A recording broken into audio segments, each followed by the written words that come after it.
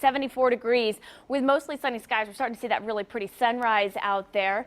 We have dry conditions though, so dry roads. Should be a pretty smooth commute for you this morning. Some 60s out there on a map, on the map. Otherwise, we're seeing low to mid 70s this morning to start. It's 72 in Pryor, 70 in Veneta, 68 in Tahlequah this morning, and 73 in McAllister. Now we do have that air quality alert day that is in effect for us today. We're going to be seeing very hot conditions and also pretty calm or light winds, and so that typically allows for those air quality alert days to take place. So that's in effect for the Tulsa metro area as well as the Oklahoma City metro area. We should be mainly dry. If we see any showers, I think most of those showers will show up towards that far southeastern corner of the state. Just a couple pop-up showers here and there with that.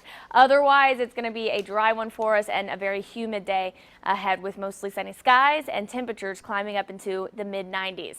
This morning, though, we have 70s out there. By midday, we'll already be near 91 degrees. It's just another hot day ahead for us like we've been seeing. That high pressure still remains in effect, keeping things just very warm.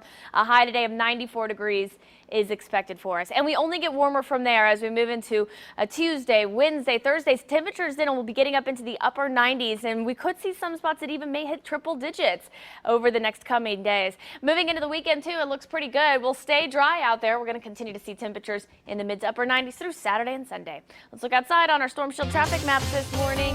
No major accidents, no major slowdowns. So as we take a look